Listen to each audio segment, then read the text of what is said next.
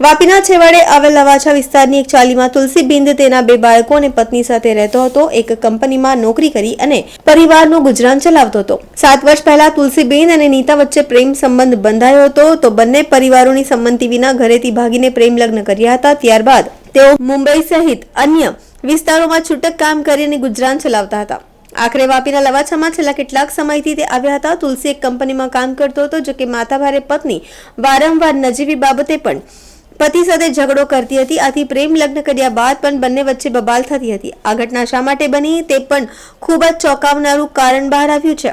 થોડા દિવસ અગાઉ તુલસીએ ઓનલાઈન ફ્લિપકાર્ટ શોપિંગ એપ પર માત્ર 90 રૂપિયાની બાળકો માટે 2 ઘડિયાળો જોઈ. આથી તેને 90માં બાળકો માટે ઘડિયાળનો ઓર્ડર કર્યો હતો.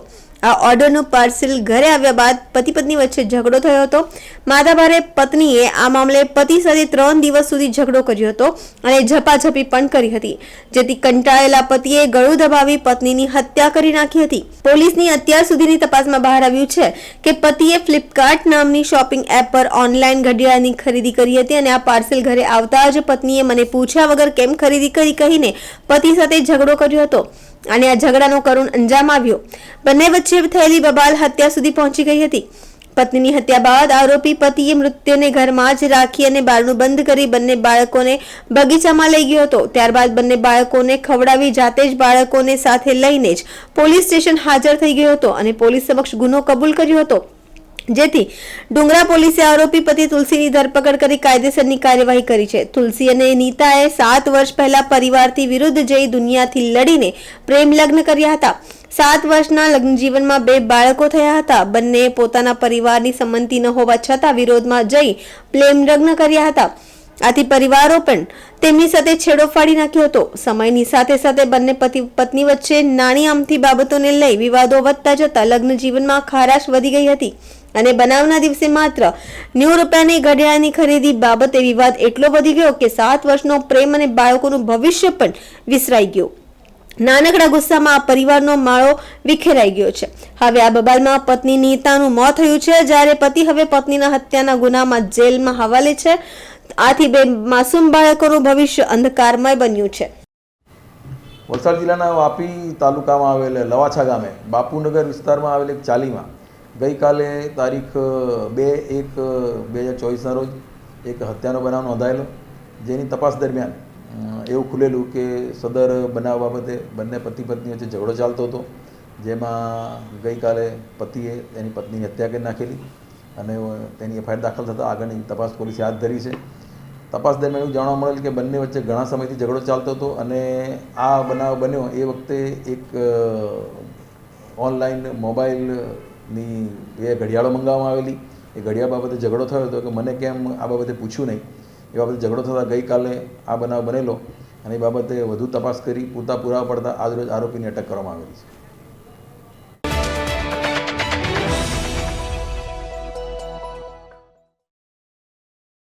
સંઘ પ્રદેશ દમણમાં કથાકાર પ્રફુલભાઈ શુક્લની 859મી ભાગવત કથાનો મંગલ આરંભ.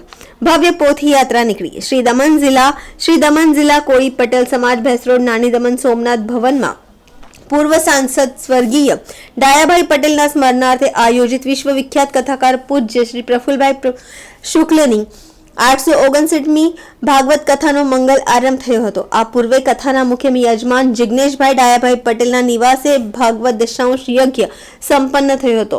કળશધારી બહેનો વાજા વાજિંત્રી અને ભવ્ય મેદ વચની વચ્ચે પોથી યાત્રા પ્રસ્થાન થઈ હતી. મોટી સંખ્યામાં ભાવિકો પોથી યાત્રામાં જોડાયા હતા.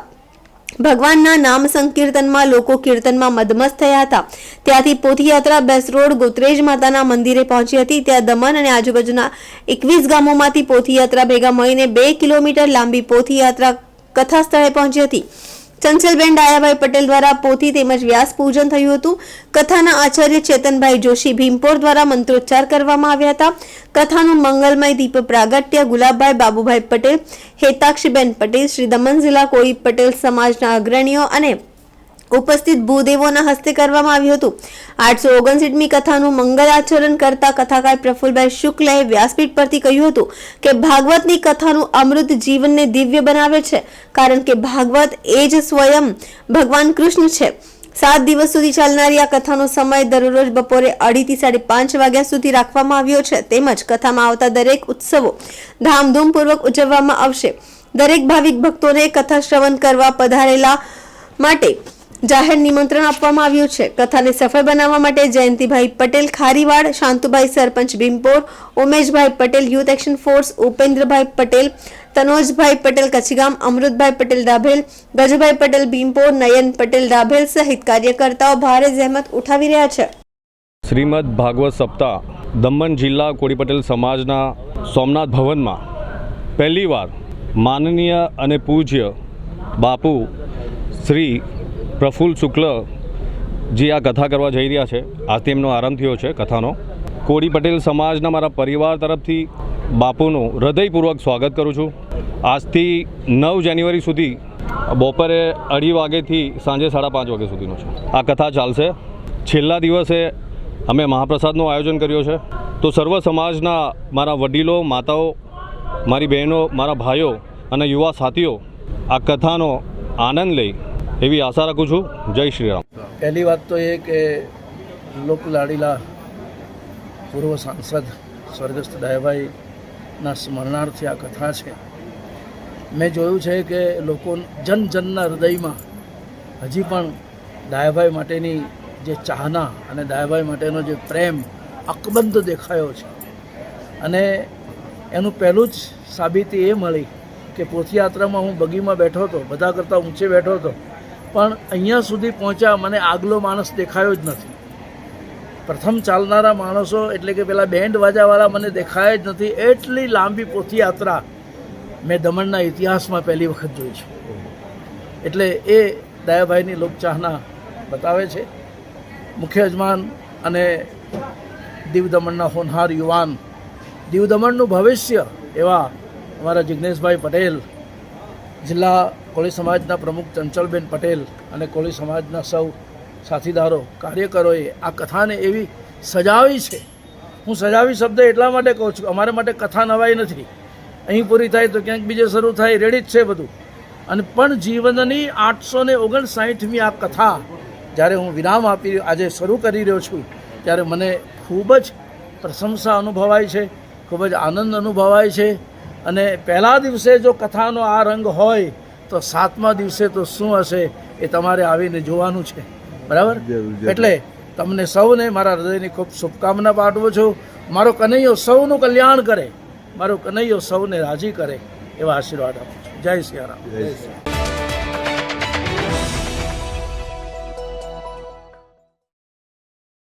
સંજાનો બહુચર્ચિત સર્પાકાર રેલવે ઓવરબ્રિજનું થયેલું નિર્માણ બાદ આ રેલવે ઓવરબ્રિજને લોકાર્પણ વગર જ ખુલ્લો મૂકી દેવાયો હતો. કહેવાય છે કે જ્યાં લોકાર્પણની રિબન કાપવા રાજકારણીઓ, નેતાઓની હોડ જામતી હોય ત્યાં કોઈ આવા રાજકારણી નેતાઓ રિબન કાપવાનું ચૂકે ખરા? હકીકતમાં સર્પાકાર રેલવે ઓવરબ્રિજની રિબન કાપવા રાજકારણી નેતાઓ ખચકાટ અનુભવે છે. જેના પાછળની કહાની એવી છે કે આ સર્પાકાર રેલવે ઓવરબ્રિજ પર યાતાયાત શરૂ થયાના ટૂંક સમયમાં જ રેલવેના પૂર્વ તરફનું એક સ્લેબમાં ગાબડું પડ્યું હતું. જેમાં ધારાસભ્ય, પદાધિકારી તથા અન્ય રાજકારણીઓએ સદર ઓવરબ્રિજનું હલકી કક્ષાનું મટીરીયલ વપરાય હોવાની બુમરેંગ મચાવી દીધી હતી. જેના કારણે ગાબડું પડતા આરસીસી સ્લેબને તોડી પડાયો હતો. સદર નવો આરસીસી સ્લેબ ભરાયા બાદ આ રેલવે ઓવરબ્રિજને ફરી પાછો લોકાર્પણ વગર યાતાયાત માટે ખુલ્લો મૂકી દેવાયો હતો.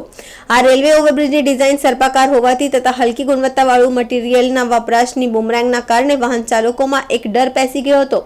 થોડા દિવસ પૂર્વે આ રેલવે ઓવરબ્રિજ પર એક વિચિત્ર અકસ્માતમાં વાહન ચાલક મોતને ભેટ્યા હતા. સૂત્રો દ્વારા એવી પણ માહિતી જાણવા મળી હતી. આ રેલવે ઓવરબ્રિજ પર છાસવારે નાના મોટા અકસ્માત થતા હોય છે. હવે સવાલ એ છે કે આ રેલવે ઓવરબ્રિજનું લોકાર્પણ કરવા કેમ કોઈ આવતું નથી? શું તેઓને પણ આ રેલવે ઓવરબ્રિજનું નિર્માણ પર શંકા છે? શું તેઓને પણ લોકાર્પણની રિબન કાપવાનો ડર લાગે છે?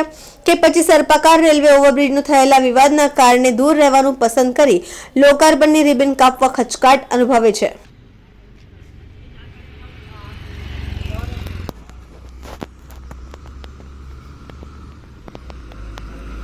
खाना बना रहे हो? कौन सी कंपनी का है?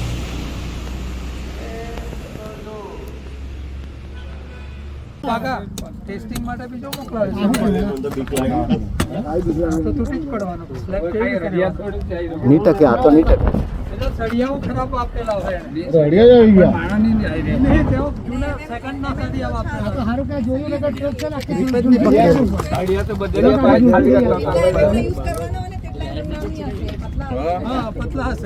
પતલા બી ને કોન્ક્રીટિંગ નહીં મળે બરાબર.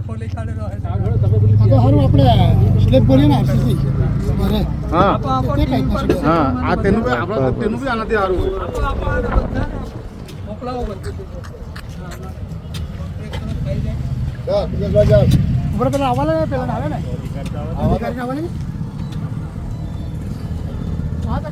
હલો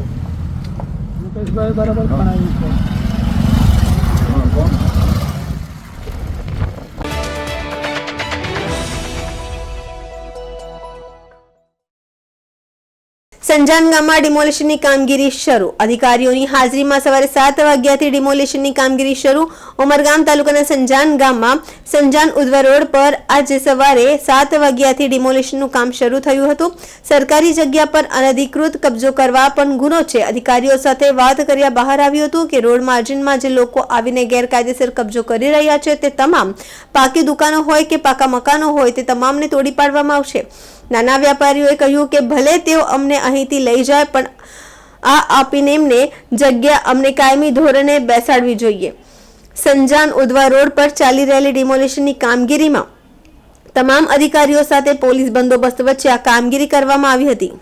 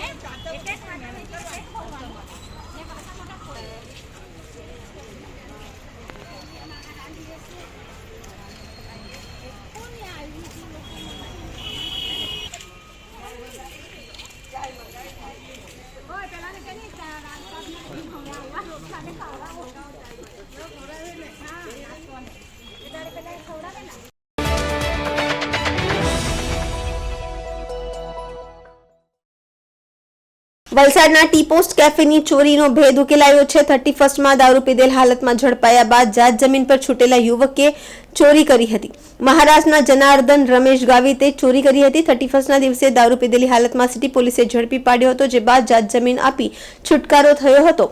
જાત જમીન પર છુટકારા મળ્યા બાદ આબ્રામા વિસ્તારની અનેક દુકાનોને નિશાના બનાવ્યા હતા, જેમાં ટી પોસ્ટ કેફેમાં ચોરી કરતા સીસીટીવીમાં કેદ થયો હતો આરોપીને સિટી પોલીસ દ્વારા સીસીટીવીના આધારે ઝડપી પાડવામાં આવ્યો છે. પોલીસ દ્વારા આરોપીની ધરપકડ કરી વધુ તપાસ હાથ ધરવામાં આવી છે.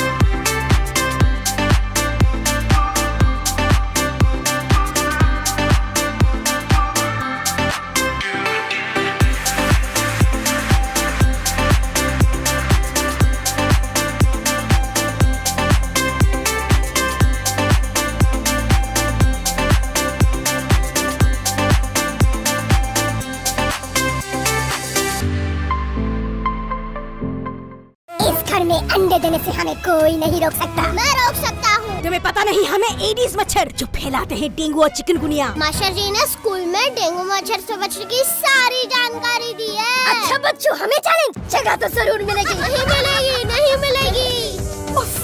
यहाँ तो पूरे इंतजाम हमें। डेंगू की रोकथाम के लिए कूलरों के पानी को हर हफ्ते बदलें। बाल्टी और टंकियों को अच्छी तरह से ढककर रखें। पूरी आस्तीन के कपड़े पहनें। मच्छर भगाने वाली क्रीम, कॉइल और अगरबत्ती का इस्तेमाल करें। डेंगू से लड़े मतलब डेंगू से बचे।